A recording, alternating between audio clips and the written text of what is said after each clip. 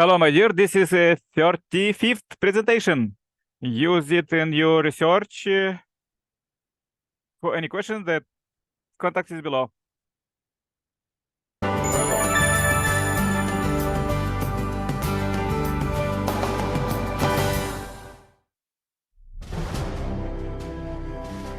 Welcome back to the Path to Happiness, an introduction to the unification principle.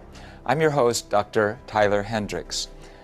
From our last session, we could understand why Christianity could establish a global culture, but only on the spiritual level, and why it has not been able to unite mind and body, our spiritual ideals with physical reality, and why we still have wars between nations, races, and religions, and a struggle between left and right in terms of governance.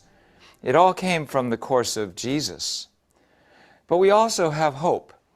Just as Joshua brought Moses' foundation into substantial reality, God will send the Son of God again. Jesus will call his successor, just as Moses called Joshua. And he will bring Jesus' spiritual foundation into substantial reality, following the same principles of restoration that we have seen in the Bible. Now we're going to extend our study beyond the history recorded in the Bible. To do so, we identify patterns in the Bible and look for evidence of them in the post-biblical history. Academic historians examining the course of human history often find cases where the character of one period in history is repeated during a later period. Some historians, such as Spengler and Toynbee, point out that history progresses in a spiral movement. Through the principle, we can understand the cause of this. When a period of history repeats the events of an earlier period, we refer to these two periods as parallel periods. How do parallel providential periods come about? The parallel periods are formed because human history is God's providence of restoration. As we've learned, the providence of restoration takes people opposite the way of the fall, for the purpose of laying the foundation for the Messiah. As we observed in our study of the Bible, if a central figure fails his or her responsibility to restore the foundation for the Messiah, the providential period centering on that person comes to a close. Yet, since God has predestined the absolute and eventual fulfillment of his will, he chooses another person to carry on the same mission. Since this new period restores the previous period, the same providential events will be repeated, appropriate to the later time period. This is how periods come to be parallel to one another. This is the basic historical view of the unification principle. Let's look at some of the rules that are involved here. First, when the providence of restoration is prolonged, it may extend to as many as 3 stages. Why would the providence of restoration be prolonged? As we learned in the principle of predestination, the predestination of God's will is absolute, but the fulfillment of that absolute will is conditional. God's will is fulfilled only when God's portion of responsibility and the human portion of responsibility are combined. Accordingly, when the central figure of the providence fails to fulfill his or her portion of responsibility, God will prolong the providence. The rule for prolongation is based on God being a being of the number 3. All things created in his likeness manifest themselves through a 3-stage process in their mode of existence, movement, and growth. Therefore, the providence of restoration may extend to as many as 3 stages. The failure in Adam's family was prolonged 3 times in the families of Noah and Abraham. When Abraham made his mistake in the symbolic offering, the dispensation was prolonged through Isaac in the 2nd generation, and it was fulfilled by Jacob in the 3rd generation. Moses and Jesus' courses each extended to 3 courses. Therefore, the entire course to fulfill the providence of restoration has awaited a 3rd providence for its realization and completion through the 3 stages of Adam, Jesus, and Christ at the 2nd advent. Second, the indemnity conditions over a long expanse of time need to be collapsed and restored in one lifetime. The conditions that accumulate in providential history due to the failures to complete our responsibility are called vertical indemnity conditions. The task of the central figures to fulfill all these conditions in a short time is called horizontal restoration through indemnity.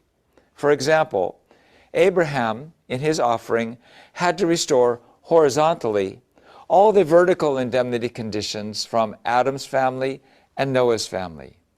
Jacob had to fulfill a condition to horizontally restore through indemnity the vertical indemnity conditions accumulated through the 12 generations since Noah. For this purpose, he was given 12 sons, from whom descended the 12 tribes of Israel. Jesus chose 12 disciples and 70 followers in order to restore in a short time the vertical indemnity conditions that had accumulated from Jacob's course, in which God had worked with Jacob's 12 sons and 70 kinsmen, and Moses' course, in which God had worked with the 12 tribes of Israel and 70 elders. Third, the horizontal restoration through indemnity also can be carried out vertically. Because Abraham failed in his symbolic offering, the condition was prolonged vertically to 3 generations, from Isaac to Jacob, covering periods of 120 years, 40 years, 21 years, and another 40 years. Abraham thus restored vertically the horizontal indemnity conditions as if there had been no prolongation. Fourth, there is a time period necessary to restore the foundation of faith. We have to pass through the time period by establishing the 4-position foundation and embody certain numbers. A time period of indemnity is needed to restore the number to complete the 4-position foundation that was invaded by Satan. And we chart these numbers in history. What are these numbers? First, the number 12 needs to be restored. Some examples are the 120 years it took Noah to build the ark, the 120 years of Moses' leadership, the 120 years of the United Kingdom, and the 120-year period of Charlemagne's original Holy Roman Empire. Second, the number 4 needs to be restored.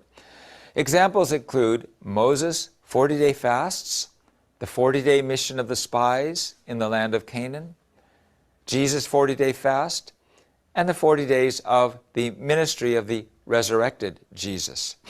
Thirdly, the number 21. It's made up of 7 and 3 multiplied together. The number 7 is the sum of the number of heaven, 3, and the number of earth, 4.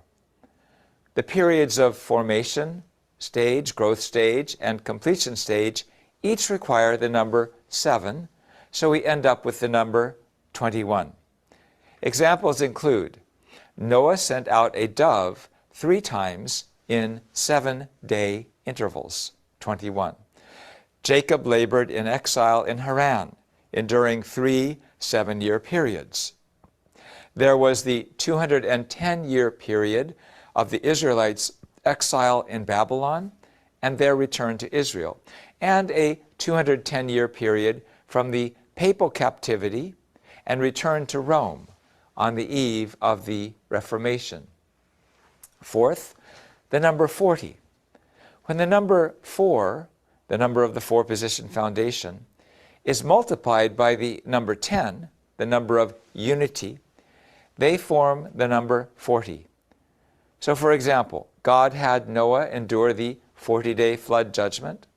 Noah sent a dove 40 days after the ark came to rest on Mount Ararat. Moses' 40-day fast. Israel's wandering for 40 years. The 400 years from Noah to Abraham. The 400-year period of slavery in Egypt. And the 4,000 biblical years from Adam to Jesus. Fifth, the parallel periods relate also to the number of generations. We learned that God chose Noah as the central figure to restore the foundation of faith 10 generations and 1,600 years after Adam. But when the providence of restoration was prolonged due to his second son, Ham's mistake, God called Abraham after 10 generations and 400 years to restore it. Let's examine the numerical significance of the 1,600 years and 10 generations in the period of restoration through indemnity. The growing period has 3 stages, each of which consist of 3 substages. When these are completed, we have a total of 9 stages. After passing through the 9 stages, the creation can enter God's realm of direct dominion and complete the purpose of creation by becoming one with God.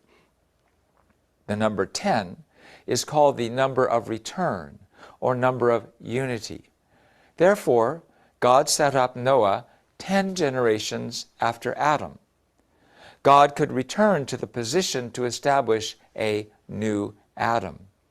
Adam and Eve were to have passed through a 10-stage course to maturity, which fulfilled the number 40, and thereby become perfect embodiments of 40. Each position of the four-position foundation should fulfill that indemnity period to restore the number 40. So we end up with the number 160. Since fallen people were to fulfill this number through 10 generations, they had to complete an indemnity period of 1,600 years. These numbers are all recorded in the Bible in this way. Likewise, God called Abraham 10 generations and 400 years after Noah. 10 generations had taken 1,600 years, but God shortened the human lifespan in the Bible, so the total was now 400 years. Based on our review of the Bible, let us now examine the overall viewpoint of the periods in providential history. I would like to explain by referring to the chart on the parallel time periods. The 6-stage period from the course of Adam, Noah, Abraham, Isaac, and Jacob is called the age of the providence to lay the foundation for restoration. This was the age in which the parallels are of a symbolic nature, and it was the time to build the family foundation for the Messiah. So everything took place on the family level. The second stage is the 2,000 years in 6 stages from the time Jacob took his 12 sons and 70 kinsmen, the descendants of Abraham, to Egypt. And then the Israelites fled Egypt under the leadership of Moses and entered the land of Canaan until the coming of Jesus. This age is called the providential age of restoration. In this age, the parallels are somewhere between symbolic and substantial, and we call these image parallels. It was the period to establish the national level foundation for the Messiah. Following that is the 2,000 years in 6 stages, centered on Western Christianity since the time of Jesus. This was the time when the faithful Christians awaited Jesus' second coming and were obedient to Jesus' will to spread the gospel to the ends of the earth, despite severe persecution. This age is called the age of the prolongation of the providence of restoration. This is the age of substantial parallels. It was the time to establish the worldwide foundation for the Messiah. As you see in this chart, God's history of the providence of restoration follows the rule of creation based on the number 6, similar to God's 6 stages or days of the creation of the universe. We can also see the rule of the 3 stages, which is the completion of the formation, growth, and completion stages. This might seem abstract to us, but let us keep in mind that we're talking about people, men and women like you and me, living their lives in hopes that one day they would see a better world, but having no idea how or when. These are our mothers and fathers, going back hundreds of generations. And these principles show how each person's life ties into God's great plan of salvation, and how each and every child of God will someday live together as families of true love in heaven. Until now, we have observed the contents of Adam's family, Noah's family, and Abraham's family during the 2,000-year period of laying the foundation for restoration in detail. In the next lecture, I will talk about the age of the providence of restoration and the age of the prolongation of the providence of restoration. Thank you so much for your attention, and God bless you.